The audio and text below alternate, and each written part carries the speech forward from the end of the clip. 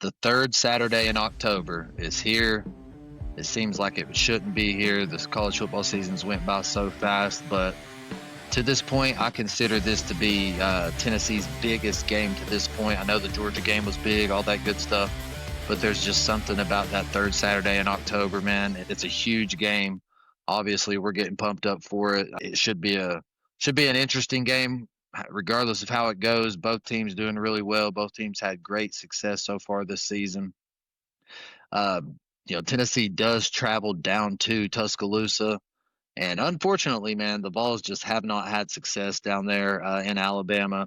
The Vols haven't beat Bama at Bama since the 2003 season, and that's pretty rough, man. That's a long streak of losing to a particular team on the road.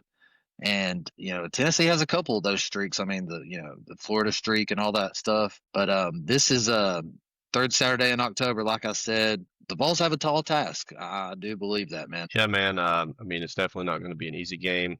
Um, and a lot of people doubt in Tennessee, man. I'll be honest. Like we've seen a lot of things, and I get it. And we're Tennessee fans, but we also understand.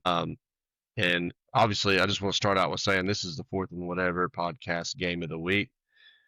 100%. It's number 11 Tennessee at number 6 Bama. Both teams 5-1. Third Saturday in October, rivalry game, and we're Tennessee fans, so obviously, man, this game is huge, and this is what we're going to talk about mostly in this podcast for this episode. And man, what a big game it is. And it's been a while, like you said, since 2003, since we beat Bama in Bama. And I think this is a chance for another milestone for Josh Heupel.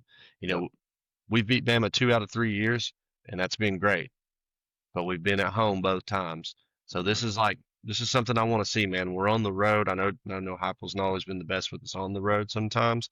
Um, this is one of those games you really want, I feel like, as a Tennessee fan too. And just mid-season, I don't know about you, but I feel like it could be just a monumental shift in how this year is going to go for us. Oh yeah.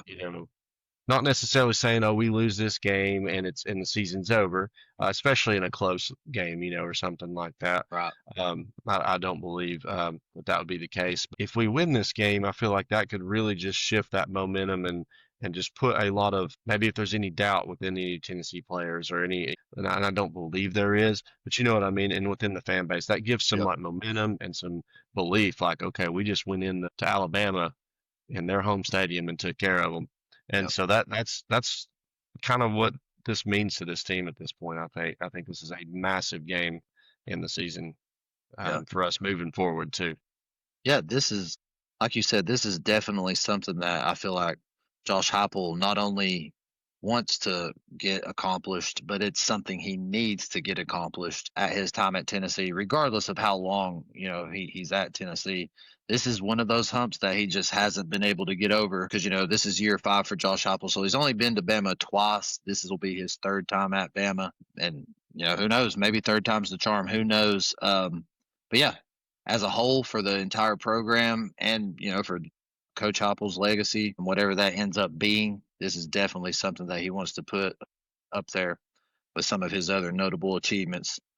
As far as both teams go, yeah, we're both 5-1. I think obviously there's no such thing as a good loss, but Tennessee in this situation does have the better loss with Alabama taking that thumping week 1 against Florida State. But something almost remarkable, man, is watching how Bama's turned things around. I mean, yeah. After they got beat by Florida State, yeah, they went to play UL Monroe, but I mean they hung 73 on them, and they just haven't lost since. They went on to beat Wisconsin. Obviously they did what we couldn't do and beat Georgia, and impressively at Georgia, and that's no small task to do anyway. And then of course Vandy, and then Missouri. Missouri last week was an interesting game for Bama. A lot closer than I thought it was going to be. Of course, we already covered that game, but I don't know. Hearing what's been going on in the news this week so far, it seems like everyone in that Alabama locker room felt like they left a lot on the table against Missouri. I've watched interviews with Ty Simpson. He said it. Apparently, their offensive coordinator in his press conference said it. apparently there was just a lot of stuff that they felt like through the air that they left on the table, and that's kind of a scary thought if they're talking about things they left on the table in the passing game last week coming into this week because we're going to dive into it, but we know what Tennessee's secondary is. Speaking of good quarterback play and all that stuff, this is an interesting matchup not only because of the tradition and the rivalry and the teams and third Saturday in October. You've got the two top quarterbacks in the SEC statistically in Joey Aguilar and Ty Simpson going head to head. So that just adds another dynamic to the game. It's going to be an interesting comparison for sure. Yeah. And we'll dive right into that. And just kind of one thing I was going to say when you was talking about like Tennessee does have the better loss at this point. Yeah, for sure. Not that you want to count that, but with the Missouri and the Georgia win, man, Bama's got the more impressive season at this point. So I just want to be fair about that and state that too, because people listening, we don't want to be biased and completely. Yep. We're going to be biased some because we're Tennessee fans. That's how it is. But we want to be realistic, and that is the realistic side of that, in my opinion. Yeah. But, to your point, the only ranked team that Tennessee has played to this point, they did take a loss to in Georgia, and right now, Bama's got 3 wins over 3 ranked opponents, top 20 opponents. So.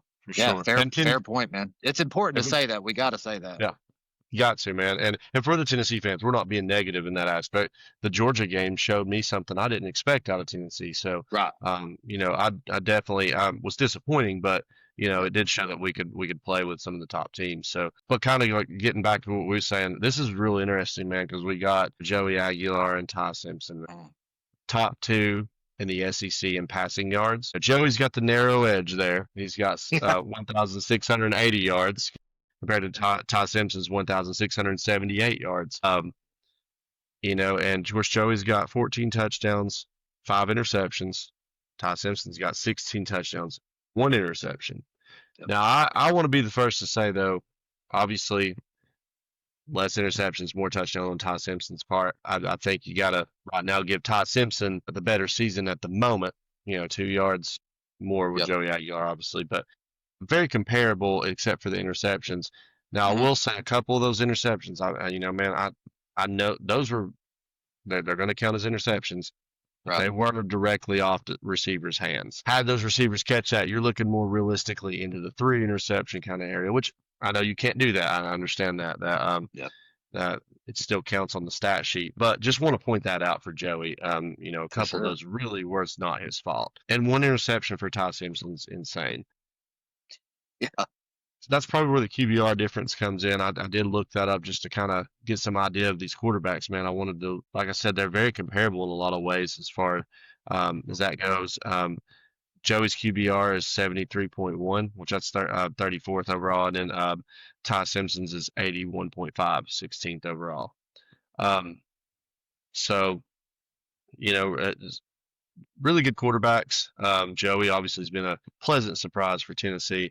One thing I also think is comparable about these guys is I feel like they're both very calm under pressure, just level-headed in the moment. Joey's kind of, even against Mississippi State, I know it was Mississippi State, but when he drove down the field in the final couple minutes of the game to tie up the game, send it to overtime, he just always seems calm, man, and collective.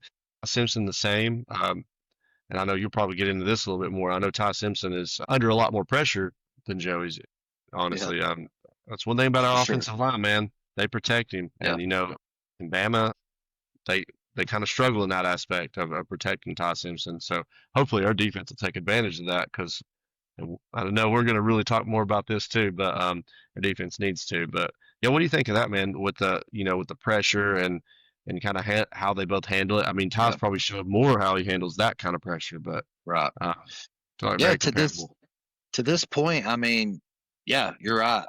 Alabama has struggled on that offensive line, and Ty Simpson has caught a lot of pressure. I think he's been sacked 13 times so far this season. So, anytime you're taking sacks like that and stuff and still winning ball games, that's really the impressive part, and putting up the numbers he's putting up. That says a lot about you as a quarterback. That says a lot about your ability to perform under pressure. talking about the similarities between Joey and Ty, both guys, I think, get the ball out when they want. They make great reads. They don't care to stand in the pocket and take a hit just to deliver Yeah. a good pass. And, it's not talked about as much, but both guys can make plays with their legs, man. Watching both guys all season in moments where they absolutely need to escape the pocket and pick up a first down or just a few yards as opposed to Yeah. taking a loss. Both guys have that ability, so that's another aspect of the game to watch out for. If we're putting a lot of pressure on him, just keep in mind that he does have that ability to kind of get outside the pocket. I've even seen him take it straight up the middle. I think against Vandy he did that, and I'm sure he's done it other times. That just sticks out in my mind. Getting pressure from the middle and just kind of sidestepping it, or them over pursuing and him just taking off because everybody else is committed to the receivers. But yeah, like you said, Ty Simpson's second in passing yards. We got two elite quarterbacks coming to play this Saturday. I think that as far as I would probably have to agree with what you said as far as who's had the better season so far. Probably just go ahead and tip it to Ty Simpson simply because he's played in bigger games. He's had more impressive wins as the starting quarterback. So, just based off of that alone, probably just barely tip it to him. But as a Tennessee fan, like you said, I Yeah. mean, pleasantly surprised with how Joey's played so far this season. It'll be interesting to see how he performs on the road in a game this big because, mind you, Yeah. when he played against Georgia, that was at Tennessee. So this will be his first. We did play at Mississippi State, but that's nothing Mhm. compared to playing in Tuscaloosa. So it'll be very interesting to see how he performs, down there against Alabama on the road. Yeah, man. Yeah, that's a different dynamic, man. Yeah, for sure, dude. I just really want to touch on too, like, and I was going to get into that you saying that about like the moment and how big this moment is. Yeah, Um, and I know I've just said for you Tennessee fans out there, I've said that Ty Simpson, has had the better season. Let me be clear though, it's very comparable. Joey is my favorite quarterback, obviously, in college for sure, football. Super proud to have him on the team, man. And for sure. um, I mean, he's the guy, man. And but how big is this game for his legacy? How big is this moment? If he gets this win in Alabama, what I mean? And you think about the guys that have came in like and done big things in Tennessee in a short period of time off, when you got Yeah, Hendon Hooker that came in off transfer. That's that kind of moment, right? If he wins this game, that's a yeah, legacy moment for Joey Aguilar. yeah, Um, so an opportunity there to man just kind of go ahead and write his name right there in the Tennessee. I mean, he probably already is on his way to do it, but yeah. truly just seal his name right there for Tennessee fans, man. If you go in and win this game against Alabama when you're this big of a moment, two Mhm. teams 5-1, like I said, 11 at 6. I mean, a huge legacy moment for Joey. Yeah. Has to be. Yeah, he's got an opportunity to do something that hardly anyone before him's done. I mean, Yeah. yes, we've beat Bama twice over the past 3 years, but it's been at home. You've Yeah. got an opportunity to go on the road and do something that a Tennessee quarterback, let alone team, but we're speaking about quarterbacks, something that Mm. no one's done, man. I don't remember the No. last time it was done. I think what was it? Was it Was it Casey? Was it Casey Clausen? Casey Was it Clausen? Yes, yes. Sorry, Casey sorry. Clausen? I think Casey Clausen was the last, the Iceman, last one to Yeah, do that in that's Bama. right. So, yeah, been a long time, So, man, for sure. yeah, I mean it's been a long time, man, and I mean Joey's 24, 25. Yeah, So I mean, you know what I'm saying? it's crazy, dude. But yeah, this is just, we've talked about this game all week in person, and golly, man, I'm hopped up about it for sure. I Yeah, really am. it's really cool, Anything man. else? Yeah, anything else quarterback related that you think we should cover? I mean, I think we pretty much touched on what we wanted to touch on with those two guys. I mean, it's going to be interesting to see two really gunslingers. I mean, to have that many passing yards throughout the season already. I mean, I'd go as far as to say that we've got a couple gunslingers that are going to duke it out this week. Absolutely, man. That's what I expect. I expect them both to put up some yards, and for me, I just hope that for Joey, I limit turnovers. Uh-huh. And I don't. I'd like to see him not throw any interceptions this game, um, Yep. especially That's this one. A flawless Yeah. game with Joey would be needed and Yep. super nice in this moment. Yeah, speaking of interceptions, unfortunately, that's a shadow that Joey Aguilar's lived in dating back to his App State years. Yeah, he had a credible couple years at App State. If I'm not mistaken, he broke a couple of that program's passing records and quarterback records and things of that nature. But consistently throwing double digit interceptions. Obviously, this is a completely different situation, and I don't think it's fair to Joey Aguilar for us to paint that picture for him. Yeah. However, does a quarterback that has done that in the past under certain moments and pressures and big time games, do they unfortunately start feeling the pressure to get the win for the team and maybe start making some uncharacteristic up to this point type of throws? Who knows? I don't want that to happen. I'm not saying it's going to happen, but um, I'll unfortunately, if it happens, I might not be that surprised, if that makes sense. I don't want to bring negativity to this, but I could easily see pressure getting to him in this game, potentially, who knows? But I could just see maybe it's like, man, why did he make that throw? Thinking that he has to put everything on his back for a game like this. Who knows? Yeah, and I think, I mean, obviously as a quarterback, he's got to have a good game, be calm, cool, and collective through this. I do think at App State he probably was the guy. And, you know, Tennessee has a three-headed monster at running back. True. Tennessee has an offensive line that doesn't let many people get to the guy. I mean, he gets pressure, and Yeah, he's handled it so far really well. for sure. And not to mention he has some top receivers right now in the SEC. Um, and I think the help around him will probably take some of that off. Now, Yeah, granted, it's still going to be on him at times, especially in this game to do well. So I'm not saying you may be very well right on that, and there could be moments like that. But I do believe the help that he has offensively. I mean, the offense he's playing with now, man, is it's true. nothing like he's seen. And Yeah, so you're I right. think that helps when you actually have some playmakers around you, just all over the field, who can go at any moment and step up. Chris Brazzell had what one catch last week. Um, Braylon Staley stepped right up. Yeah, it's true. Mike Matthews was there. Um, Kitselman was there. I mean, you got so many playmakers on the field, and I think that just really helps. Yeah, Deshaun Bishop running the ball. I mean, there's a lot of things that help with that, and as much as I am worried about potentially some moments like that happening, maybe a turnover or so, and I might be wrong, and maybe I'm overconfident, but I do feel like the offense is going to be able to move the ball and put up some points in this game. They have to play fall. yeah, yeah, yeah. You're right, man. Yeah, yeah, and going back to the weapons that you're talking about, that's definitely Yeah, not what he had at his time during App State. And the thing about it is, man, from what I've noticed so far with Joey, is he has like a erase reset mentality. yeah, So even if he does make a mistake, hopefully it's not at a critical moment in the game.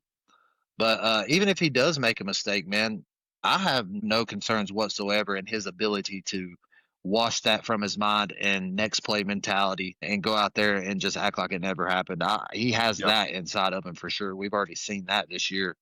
absolutely. So, yeah, I guess I think it's fair to say that you and I don't really have too much concern, if any, really, with the offense going into a game like this. However, we do have a concern. It's a pretty big Yeah, concern, unfortunately, but it's no surprise. Tennessee's defense so far this season yeah, has been underwhelming, is almost not strong enough word to use. I would just go as far as to say disappointing defense to this point.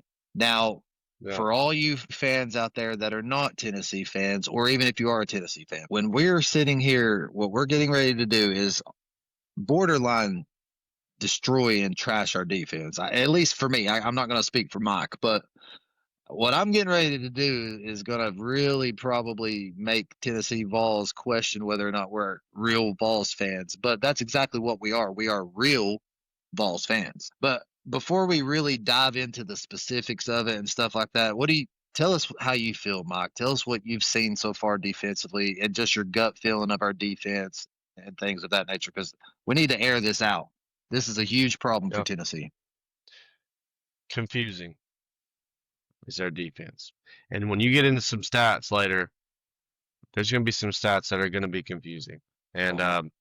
Uh-huh. great defensive line, great pressure, Yep.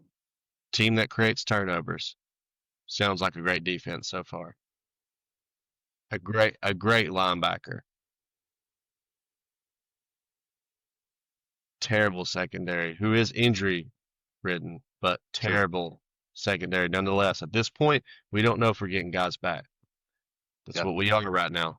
We're an awful secondary and a team that outside of like maybe that, like I said, a great linebacker and a great defensive front.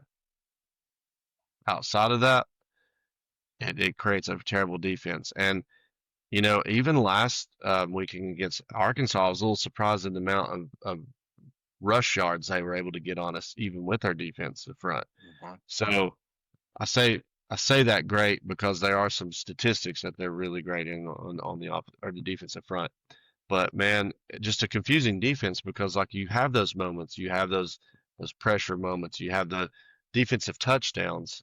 Some of those things that you would just assume is a great defense, but man, we give up so much on over the middle passing. When it comes to one-on-one, man, with some of the secondary, there's not many of them that can really keep up and just and you can Yep. trust out on an island. And then also you just throw in the fact, man, just like I said, the yardage that teams put up on us and everything. But third downs, man, third and long, stuff like that we just give up, whether it be stupid penalties, whether it be missed tackles, quarterback scrambling out of the pocket on like third and 12 and stuff like that. It's just Uh-huh. big moments that we give up and drive continues. And they're just not good at stopping teams, man. And teams can carve us up when it comes to passing. And that's something that scares me about, Ty Simpson and this facing this secondary, man. Um, I'm glad Bama does have a weaker offensive line, and I want our defense to get after that because our defensive line's got to be on it. Yep. Because if the secondary man, they're not going to be able to hold those guys very long. Yep. Um, they're just not. But that's my opinion right there on it, man. Confusing. If I had to sum it up into one word, confusing. Yeah. That's a great word. Yeah, Yeah. that's I wouldn't have even thought to use that word, but you're exactly right. And what makes it even worse, Mike, and this is something that I can't wrap my head around. What makes it even worse is look at last year's defense, okay? I mean, practically led the SEC and the nation in certain statistics. Absolute. I mean, our defense with the help of Dylan Sampson running the ball last year, that's the only reason we did what we did and made the playoffs. So that's what makes it hard to swallow this year is because we were led to believe that Tennessee's defense could be just as good and if not better this season. Preseason, But, some of the talk. you know, that was some of the talk. You had guys coming back, you went to the portal, you got some good guys, but unfortunately, like you started this whole thing out with, that secondary is banged up. And you and I have both said it. Who knows if they're coming back? We just have to kind of put that out of our mind and play with the guys we got. And that's what we've been doing. You're the one that said that. And you just got to kind of not worry about who's out there and just play with the guys you got, regardless of the reason why they're out. There's some speculation behind that. But so we got kind of dark there for a moment. We got kind of gloomy there for a moment. Let's start with the good. Okay, let's start with the good. Tennessee gets after the quarterback. There's no question about it. We pressure teams. As a matter of fact, we lead the nation in sacks. The nation. Our defense has gotten to the quarterback and sacked him 26 times this season. That's good enough to be number one in the nation in sacks. Incredible statistic for any football team would want to have that statistic. That is an Yeah. incredible feat. And that just goes back to what you said. Great front, great defensive linemen, great linebackers. So that's one good thing about our defense. We're fifth in the nation in tackles for loss. again, another incredible statistic that any team would take on any given day.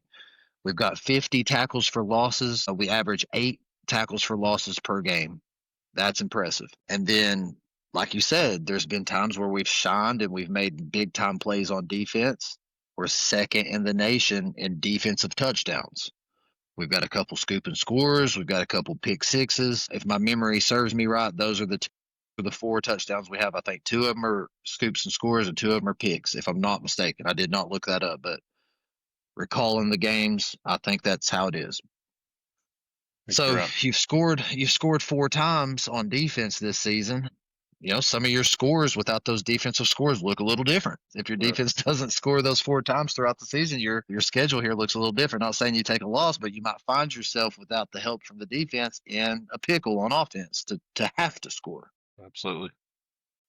Not as high, but still good. You're not falling down in the hundreds or whatever. We're 59th in rushing defense, so we're allowing 136 yards per game rushing on defense, and we're allowing 3.3 yards per carry. So I know that's a lot of statistics, but that is very interesting stuff to look at. And the way we started this segment out, you wouldn't think that those types of statistics were even real, were even a thing. Yeah.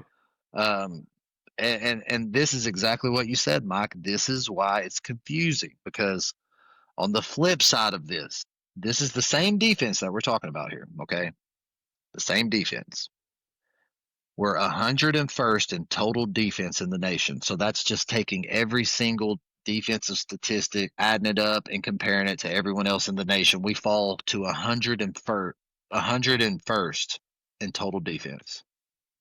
As an SEC school, and as a team that claims they're on the rise, and a team that went to the playoffs last year, and a team that's constantly winning 9-10 games a season under the Heupel era, it's unacceptable.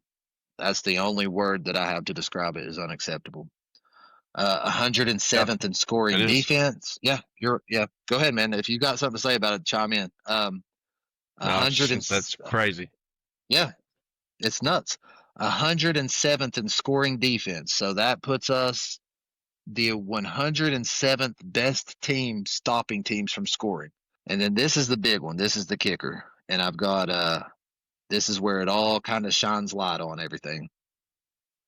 We are 122nd in passing yards allowed. 1,547 passing yards. This one is huge, man. 7.3 yards on us per completed pass. Think about that. Every time a quarterback throws on us, on average passing plays, quarterbacks are basically throwing for first downs on us almost when they throw the ball. I mean, we're either sacking the quarterback when we're on defense, or they're getting a chunk play for a first down or more. I mean, it's not the 7 yards first down, but you know what I'm saying. Like, we're essentially either sacking the quarterback, gets them, creating something good to happen, or it's bad. There's no in between. They're just, if the quarterback has time and throws a pass, man, we can't cover it. And it just goes to show that our secondary that we've harped on all year long, you could just statistically proved the problem. Yep. Is mainly 100%. In our secondary. And it is. That's frustrating too. We're allowing 258 passing yards per game. And some of the quarterbacks that we've played, man, are not 258 yard a game type of quarterbacks. I can tell you that right now. Something else that Tennessee struggles with, and you and I have pointed this out from week one. It was one of the first frustrated texts that I got from you this season. Against Syracuse. And it's those stupid third down conversions. Tennessee cannot stop a team to save their life on third down. And I'm not talking about 3rd and 1, 3rd and 2, 3rd and inches. It might as well be 3rd and inches, honestly. Yeah, the opposing team to this point has made it seem like and look like 3rd and 1 and 3rd and inches, because and this is you really have to put it into perspective. It doesn't sound terrible, but it's bad. 35 for 93 on attempts versus the Vols on third down conversions. Now, 93 is a big number. That means obviously we have made teams face third down 93 separate times this season, but allowing them to get 35 conversions. And we're talking about, I'm just going to ramble off Tennessee's schedule to this point: Syracuse, ETSU, Georgia, UAB, unranked Mississippi State, unranked Arkansas. You're allowing those types of teams to convert 35 third downs on you. And it's third and 11s we're talking about, man. It's Yeah. third and 10s. It's third and longs. It's And not, when you the go, short things. and It's whenever you go back and watch the highlights, or you're going back and rewinding the game when you're watching it live, these big time third down plays, the middle of the field is where it's happening, and it's open, wide open. I've seen it so many times, dude. Somebody I'm like, where are they at? Somebody's chasing someone down because they're trying to catch up, and it's just, yeah, like you said, they're wide open, middle of the field, and it happens every time. It feels Yep, like every time as a Tennessee fan. yep, It's we got to clean it up, man. And part of it's not going to, because I understand we both kind of have said you are who you are, but you can improve. Good yep. teams improve. So That's right. that's what I want to see is some improvement. I'm not saying go out against Ty Simpson, who's obviously doing super well this year, and Hmm. completely shut him down, and like secondary is locked down. Secondary is doing the little strap celebration after every time, man. I mean, I'm not expecting that, but we need some stops and moments. We need some improvement. You know what I mean? And going forward in the season, if you want to have a successful season, there has to be some improvement, and good teams improve, good coaches improve players. And that's what I really want to see from that secondary. I understand you can only be as good as your potential allows, but a lot of times you can push past a lot of where it seems like you're at by improving, by getting confidence, by, you've seen decent players be a lot better than what they seem based on gaining some confidence and really improving from where they started. So a lot of Right. these are freshmen too, some of these are secondary. So there is some room for improvement, but we need to, and I know it's tough. I know it's like, some of these games like Georgia and stuff like that. But, we've not really had true tough games this year other than Georgia. So, and then Arkansas was a good offense. I know we got some flack over talking about Arkansas being 2-3, but I understand they had a good offense, and so that is tough on these freshmen, but in moving forward, it won't get easier. You need to just like really try to lock in and improve. It doesn't have to be perfect, just improve. Yep. Yeah, I agree, man. So that's the gist of our defense. That's our defense in a Yeah, nutshell. Confusing. On yeah, one side of definitely. things, you've got an incredible defensive stat line up front with the linebackers, and on the flip side of that, you've got an absolute train wreck, really, in the secondary. Yeah, And thinking back in years past, it's kind of been Tennessee's MO, man. Really, I mean, we've kind of last year we kind of established ourselves as a good defensive team, but when does it all come together? yes, You can't, both pieces. yeah, you can't find success time and time again. You can't just be one-sided, man. You've got to put the pieces together on defense, all of them clicking on all cylinders at the same time, and they've just got to find a way to make that happen on the field. Because if that doesn't happen on the field against a red hot Ty Simpson and all the playmakers that he has around him, Joey Aguilar has playmakers too. That's not what I'm saying. I'm Yeah, saying Joey Aguilar is not facing Tennessee's defense. Ty Simpson is. And all those statistics that we just named, the bad ones, those are the statistics that I feel like this red hot Alabama team with Ty Simpson can take full yeah, advantage of. absolutely, man. Especially going back to the fact that they said they left a lot on the table against Yeah, Missouri in the passing game. Yeah, I know it's hard, man. It's hard to talk about. It really is. I do have some enlightenment soon Let's get it. on some things. And it's kind of a switch gears back to our offense and back to that skill position Let's because we do it. talked about, Ty Simpson does have the playmakers, and like you said, you weren't saying that Joey Aguilar doesn't. Right. and it's a good point. I want to talk about two things: receivers and running backs. And this was 100%. something interesting, and I've got something real interesting for you. Like just speaking directly to you, man, that I think you'll find interesting in this. But I think it proves Bama spreads the ball around a lot. Because keep in mind, Ty Simpson only has two less yards than Joey Aguilar. Tennessee's top three receivers are obviously Chris Brazel, Braylon Staley's actually second, and Mike Matthews. All three of their receivers actually have more receiving yards in the SEC than Bama's number one receiver. Just something Nice. interesting. So, like, for instance, Chris Brazel is actually second in the SEC. He's got 536 yards and seven touchdowns. Seven touchdowns, crazy. So, really want to see a big game out of him, obviously. For sure. Braylon Staley is fifth with 431 yards and two touchdowns. Mike Matthews is seventh, 416 yards and two touchdowns. Now, I wanted to give you that stat breakdown on the receivers just to show you how good those three are, obviously. Bama's top one with Bernard is eighth in the SEC, 412 yards, so close to Matthews there, and he does have five touchdowns. Right. So pretty good on that. The second one for him is, Ryan Williams, who I think has probably underperformed this year for him overall. 100%. Of He has playmaker moments. He had the game, he's had a big game, course.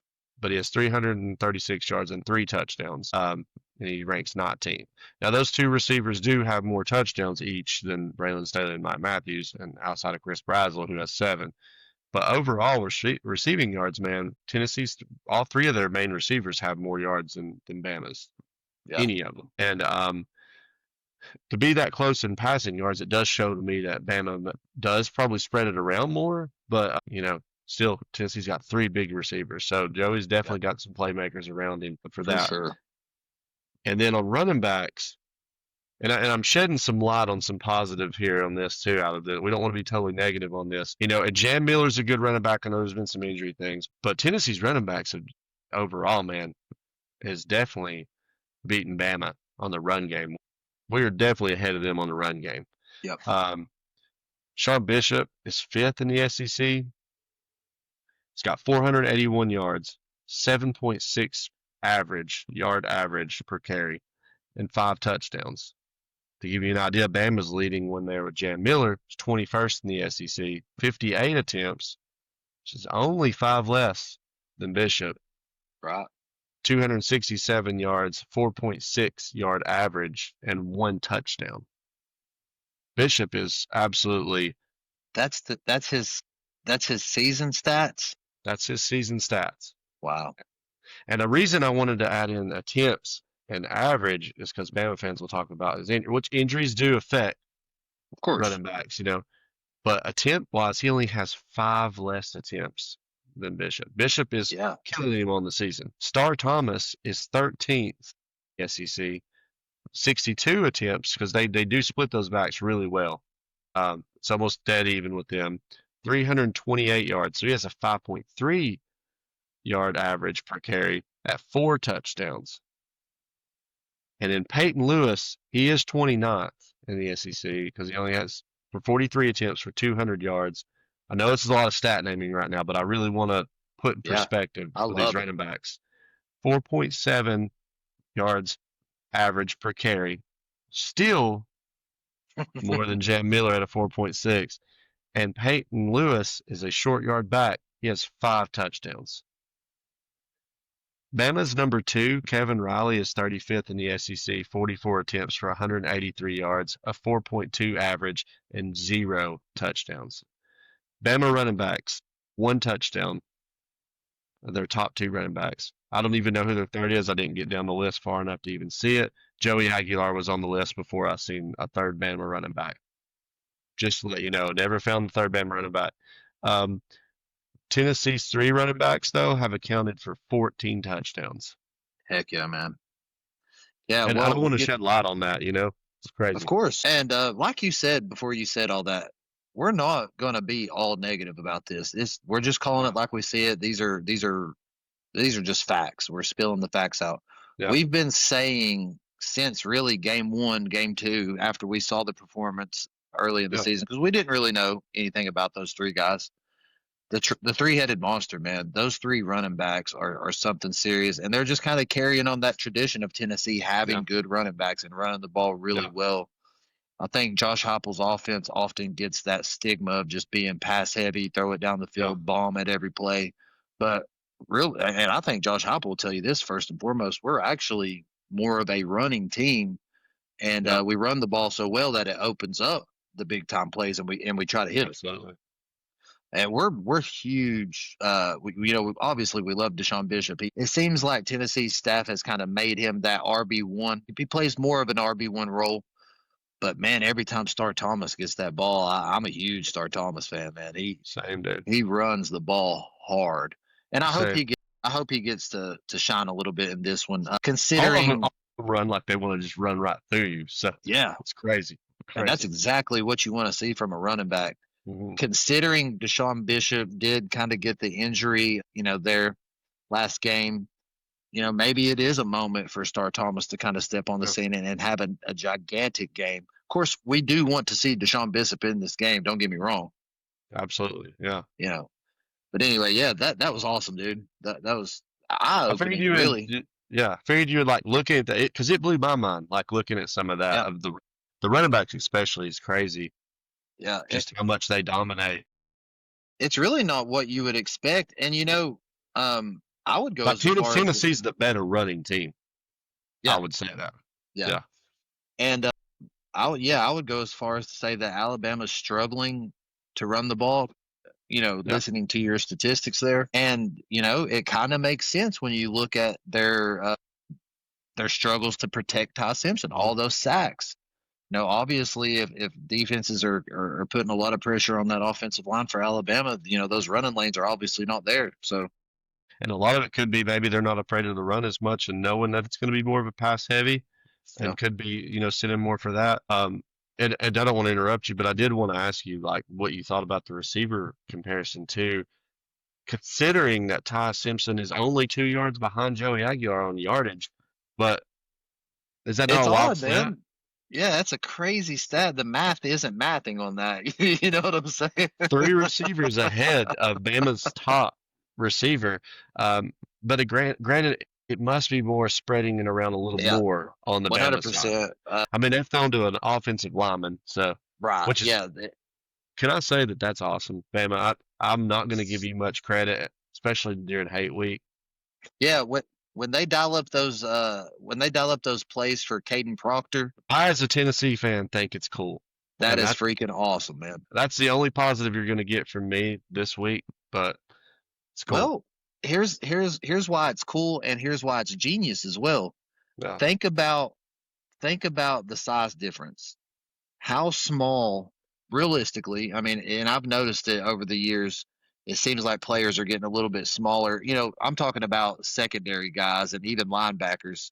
They yeah, just don't look as big as they used to. I don't know if that makes sense or not. But if I'm if I'm a if I'm like a DN or something and I'm on like an inside like a rush play. If yeah. I'm a DN or like a DB or something, I see them hand the ball to that Caden Proctor guy, and I don't know how much he weighs, bro. It's three something, 350, three Still forty. I got don't know how still got much. some moves in there too, man. If I'm a buck 85, 200, and this guy is running at me 40, 350, he has to Yeah, be somewhere in there. I mean, he might stumble and fall or whatever, but I guarantee you, when he lays those pads to you, you're gonna feel it. absolutely. You know You're they're gonna thinking it, feel it. and when it's Yeah, like in some of those short yardage situations, man, they're gonna get it. because normally as a DB, you're like, all right, well, I'm just gonna take his legs out, as Right. you know what I mean, as he's running, maybe come at the side, he's gonna fall forward. But in those short yardage situations, you don't want him falling forward, like, and Right. and it definitely makes it difficult. It's surprising. And It's the cool, first man. time It's I cool to seen it, see. I was surprised. But don't want to give too much positive to Bama this Yeah. week because obviously this is a big week for us. But Yeah. I just got to say that's cool, I man. I actually think they've scored on that play this year, if I'm not mistaken. Was it I scored? think I know it I'm was pretty sure close. Kate. Was it? I mean, he may have. I don't know. I don't know if he did or not, No, but I want to say maybe he scored or I something. know. But Bama fans, has he scored? If you're watching Yeah. this Yeah. in the Let us comments, know. let us know. Has he scored? Yeah. So crazy, man. Both teams, I think, realistically, depending on how the game's played out, and this is just going to sound so obvious, but it's just, I have to say it because it's just so true. I think you can make the argument for both teams in this game. I really do. We've crapped all over Tennessee's defense. We've praised Alabama's offense. We've praised Tennessee's offense, and we've crapped on Alabama's offensive line. There's just something about it that you can make the argument that either Yeah. team could win the game. And speaking of that, if you don't mind, I say we go ahead and maybe just discuss what we think the key points. And a lot of this is going to sound repetitive because it's just the reality of it. This is a Tennessee team that I feel like this deep into the season, we are who we are. And a lot of this is going to sound repetitive because we've said it on other episodes, but it's just the truth. Key points, key things that Tennessee, without a doubt, has to do more so ever in the season so far to come out with a victory here in this game. Obviously, I always say come out strong, come out quick. Offensively, these are some of my key moments. Offensively, near perfect. We need an offensive game because this might be a shootout. If I'm being real, get after the quarterback, create turnovers, and offense near perfect. Those are my three. That's big three. That's a big three things. But 100%. um, and I think the pressure. Obviously, our whole offense is going to feel the pressure of having to score pretty often. Defense. That defensive line is going to have to continue being one of the top team or the top team in sacks and continue creating turnovers. And I would love to see one defensive touchdown in this game. Yep. Yeah. That's a big Yeah. moment. I want to see a defensive touchdown in this game. By Tennessee. By Tennessee. Let me clarify. Defensive touchdown we are talking about Tennessee right now and what they need to do. And a Tennessee defensive touchdown in this game is something I would love to see. 100%, man. Yeah, you're right, man. If you don't mind, I'm gonna go a little bit more, I guess, in depth with some of my stuff. Yeah. And I've actually got a couple more statistics here. I'm big on saying this almost every episode, and I will continue to say it for the rest of the season. Tennessee absolutely has to clean up these penalties. I've said it from the preseason through week 1, through week 2, all the way to where we are right now Yeah. in the third Saturday of October. Tennessee absolutely has to play more disciplined and eliminate some of these stupid penalties. It's ridiculous. Every Josh Heupel team since he's been at Tennessee has been heavily penalized. And I'm not going to be that guy that sits here and blames the refs and all that stuff. Now, granted, there have been missed calls all over college football this season in all kinds of games with all kinds of different teams. But Tennessee, as a fan, I can't speak for anyone else, but Tennessee shoots themselves in the foot so often in games. To put it into perspective, Alabama plays a little bit more of a disciplined game. Alabama is 34th in fewest penalties. They have been penalized 32 times this season for 258 yards total. Okay.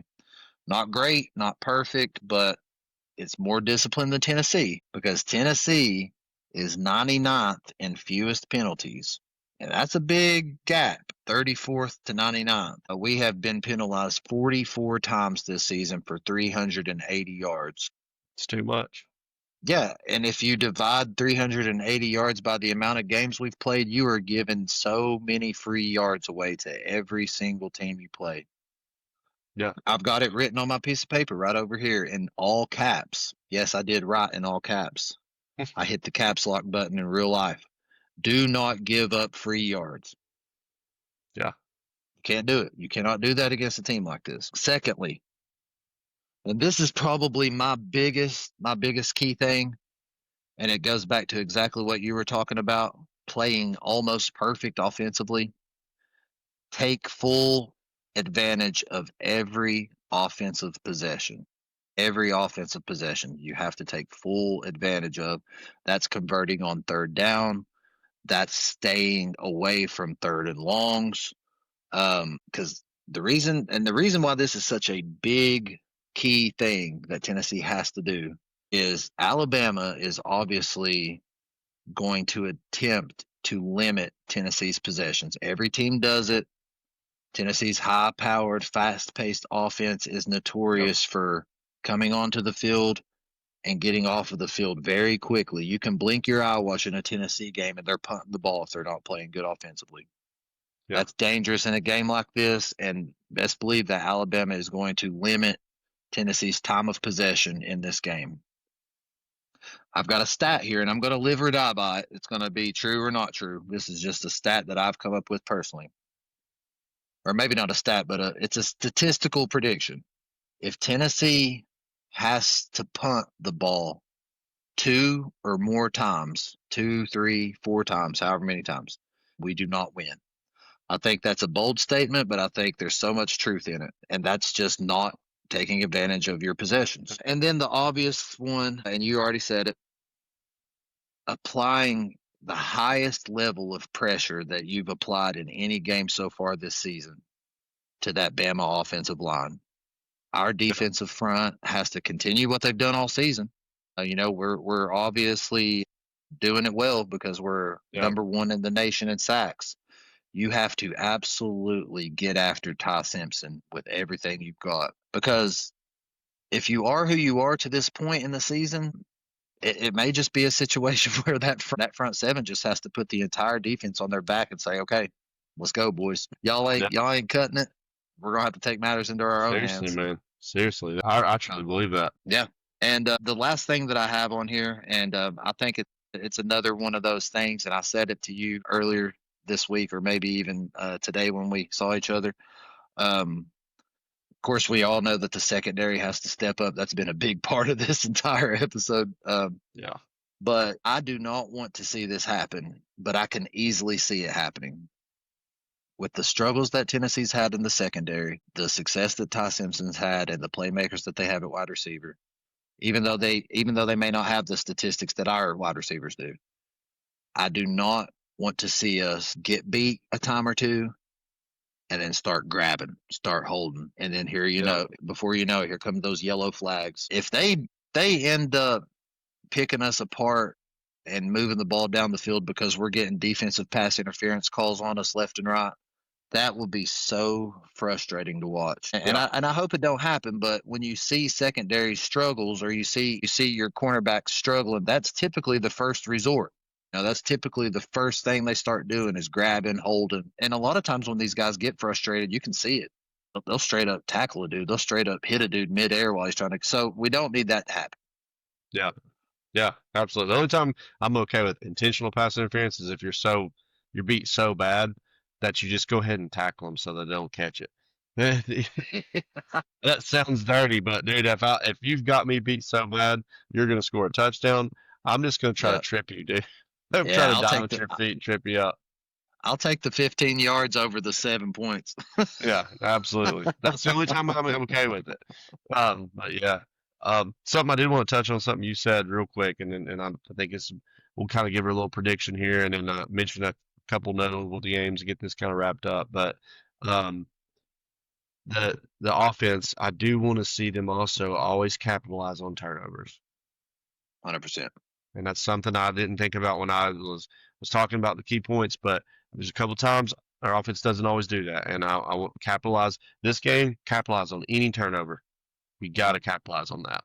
So Yeah, that's really all 100%, I got dude. on that. I just really want to throw that And, out there. and hope defensively we get those turnovers for sure. Absolutely, absolutely. Yes. So, Mike, man, What's your I think we prediction? got. Yeah, I think we need to go ahead and lay it out on the line. Um, if you've listened to this podcast and you're still with us, go ahead and subscribe to the channel. Um, Comment, like, all that good Yeah, stuff. And if you're still with us this far, you may have an idea of the predictions. I don't know. I'll go ahead and say this, and I don't want to stretch it out, but I just want to express it in this way. All week, I've had a feeling about it, and I don't like it, and I want to be optimistic about it. And I feel a little bit better about it, actually. Talking the way we've broke the game down, the way we've talked about it, the things that we've looked into. I mean, we've done our homework on this game. Originally, my gut feeling told me that Tennessee was going to lose by multiple scores. I don't know what that means. I don't know if that's two. I don't know if that's three. I don't know. Vegas has the spread as Bama being an 8.5 point favorite. And the more I talk about it, and the more I think about it, I think that's more realistic than maybe the way I thought about it at first. I think you're looking at a 2022 type vibe where it's just okay, who's going to outscore who? I think our offense is good enough to do what they need to do to win the game. Unfortunately, I do not think our defense is good enough to make key stops in key critical situations in order to win the game. So with that being said, I don't know that Bama's going to beat us by more than a touchdown or 9 points or 10 points or whatever the case may be. But as a Vol fan, it hurts me to say this, but I do think the streak continues and Tennessee tacks on another year to that 2003 win in Tuscaloosa. Yeah. I think Tennessee loses this game. Yeah, man, it's tough. As a Tennessee fan, and like you see what the Bama's on the hot streak now. I mean, I know they lost. I think when they lost to Florida State in that first game, we kind of felt some optimism about that game. Even at that time, we were kind of thinking about this game. And it's a big game, man. And I know Tennessee's won 2 out of 3 years. We talked about that, but it's been at home. It's when we've had that momentum. And last year kind of surprised me. I didn't even really expect Tennessee to win that last year. Just the way kind of they've been with Nico and the offense there. Again, it was running game and defense we had at that point. Defense always gave us a chance, but Oh yeah, yeah. that defense, man, is so weak. And statistically and smart thinking of me, man. I just think Bama seems to be the statistical team to take in this, and it's tough to say, and it is. And but I am a Tennessee fan, and I'm just going to have to roll with Tennessee 38-35 over Bama. I know that's going to shock you, and I don't know why, but a gut Hey, feeling just kicks in, and I can't be totally negative and go Vols, and I'm just going to call it, and I'm probably going to be wrong, but you know what? I'm feeling it. I'm feeling it. Josh Heupel gets over that, gets a win in Alabama, and I'm just going to roll with it, dude. I don't know. And I just made that decision about 5 minutes ago. So, and I love that it. might not be smart, but this is college football and we're fans, man. And you're going to take that into consideration sometimes with your own team. And Adam, you're probably making the smart decision and I totally get it. And I know I'm surprising you so much right now, Oh yeah. but I'm Hey going to take man, them. I love it. I I'm love going it. to I take it, dude. admire it. I love it. I It's admire it. And bold and we'll see. I don't know. I We'll hope you're see. right. I hope you're right. Yeah. And And we both can't um predict against them, man. Just can't do it. I love it, dude. A little Come bit a on, little bit Smokey. ago. Yeah. Yeah. A little bit ago, man, I did say that you can make the case for either team. You really can. I ain't mad at it, man. Obviously, I love Yeah. it. I'm glad you picked us. Heck yeah, dude. Go Vols. I don't know. Hopefully, I fired you up too. I don't know, even though it's as a Vols fan, and I know you're going to be right there cheering just as hard, man. And Yeah. I just, don't take that way if you're fans that think that we're negative on Tennessee, man. Even with Adam's prediction, because we're going to be real. Maybe I'm Yep. not being, what you'd consider Maybe smart you this are. moment, but maybe I Maybe am. you And the are. thing is, as a fan, you sometimes have to go with your gut when it don't make sense. And Yep. sometimes you're You're dead right. wrong, and I might be wrong, and I'll be the first person to come on here and tell you if I'm wrong too, before everybody will comment on there and be like this or that, or what about that prediction? Yeah, I'm gonna probably be already on there on the next podcast that might not be released yet, talking about how I was wrong. So I'll admit when I'm wrong, but I'm gonna Yeah. tell you that I'm just gonna go with it on it, and that's part of being a fan, man. Sometimes you just roll with some random gut feeling, 100%, brother. and you're just like, that makes no sense with half the statistics that we just talked about, but it's what you got to do. And Hey, you may be wrong, but you may be right. but I may be right. That's what I like, dude. I Well, like it, there you man. have it, man. There you have it. Third Saturday in October. We dove deeper into that game than we dove into any Yeah, game so far this season. absolutely. Huge game. Yeah, let's go ahead and shift gears real quick. We've got just a couple little things that we want to talk about very, very, very quickly. I'm not going to dive Yeah, into stats or anything like that. We yeah, got notable games. We always do that for everyone.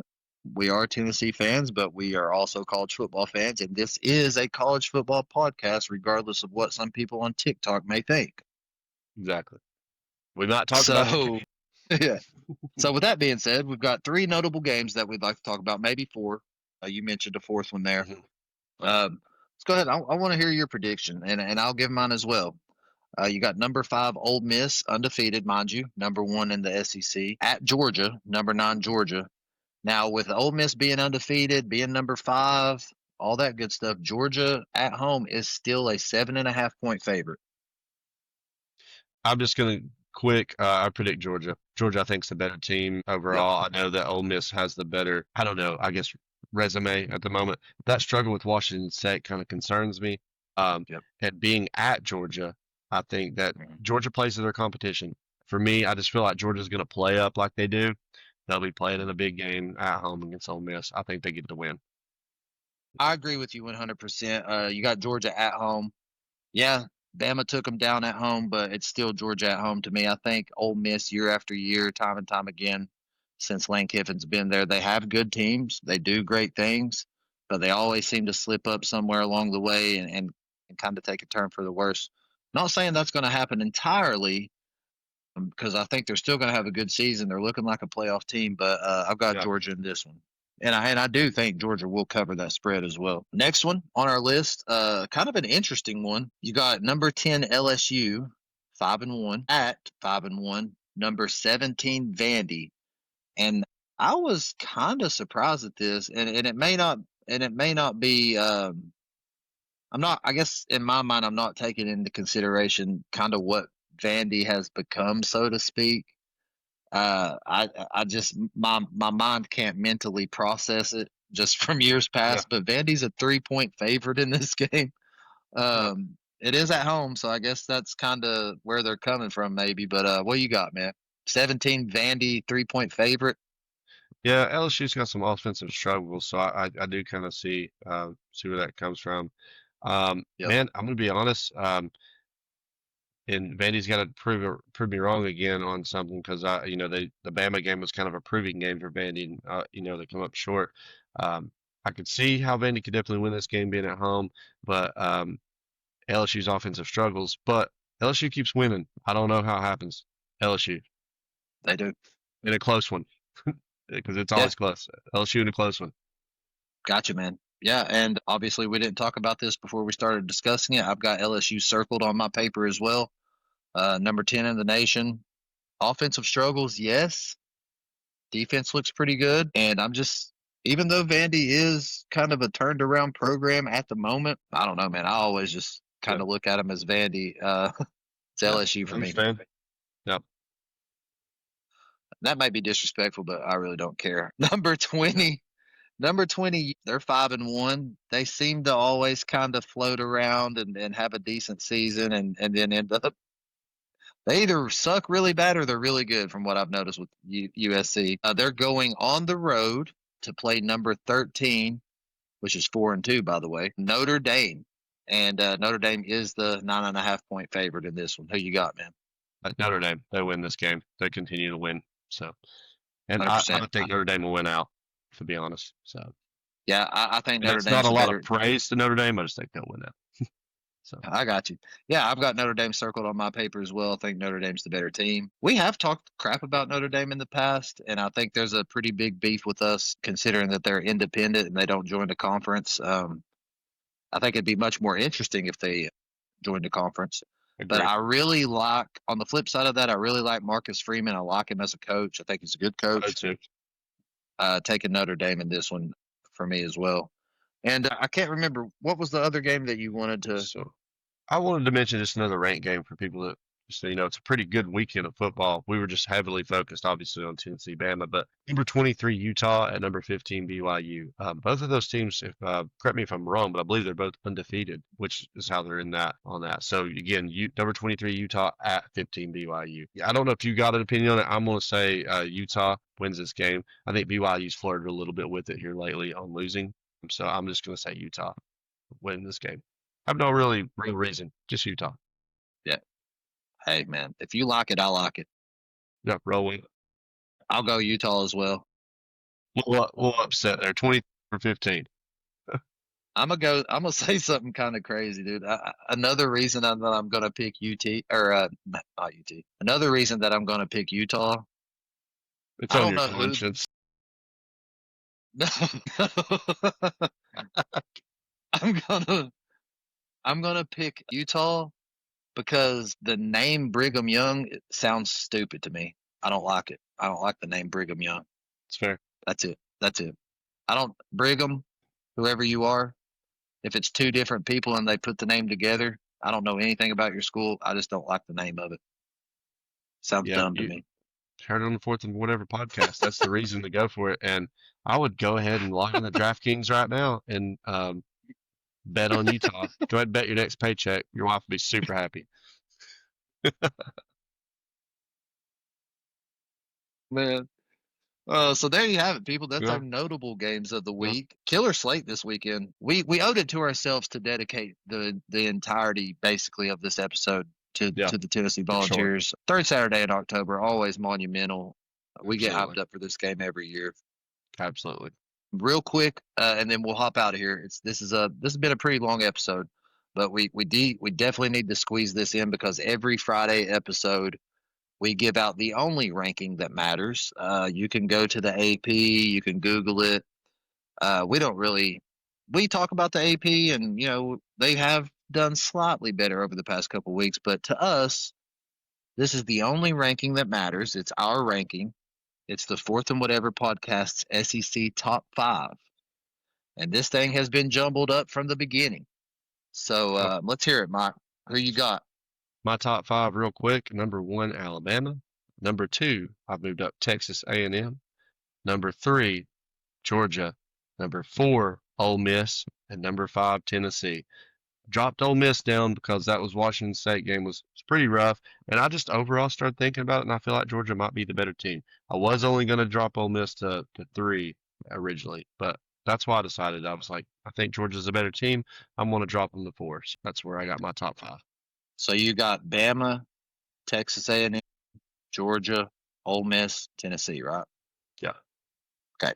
Yeah, and I think to this point in the season, obviously these lists have definitely been jumbled up. There's been teams make an appearance, completely fall out. There's teams that weren't in it that emerged and are now in it. And it's probably gonna continue to change. But I think according to your list and my list, we have the same teams. I'll go ahead and say that they are a slightly different order, but I think that just goes to show you, okay, so far this season, these five teams have emerged, I think, as yeah, the best teams in the SEC. Right now, at number one, I've got Texas A&M, and I just gave them the nod because they're undefeated.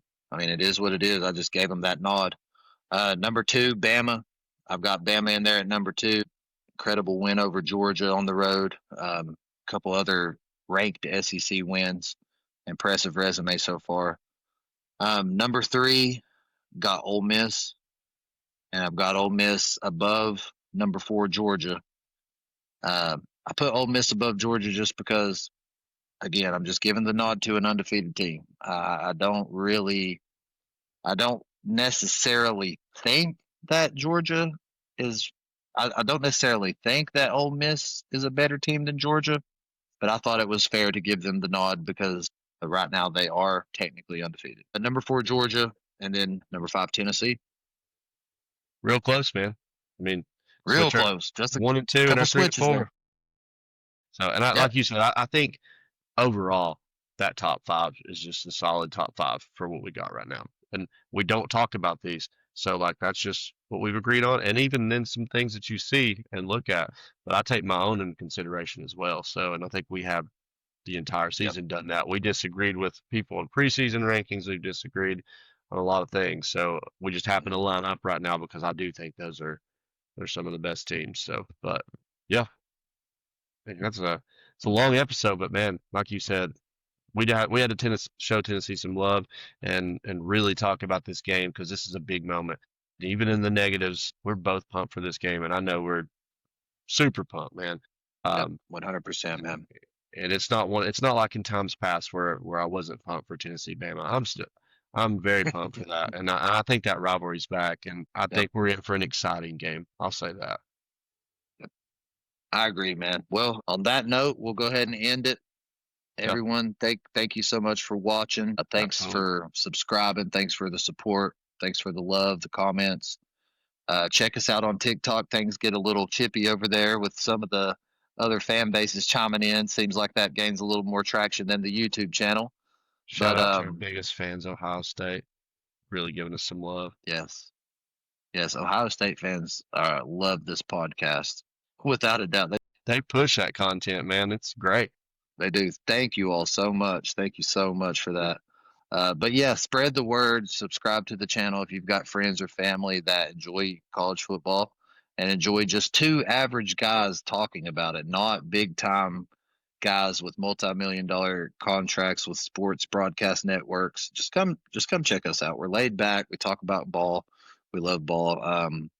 Yeah. What do you think, Mike?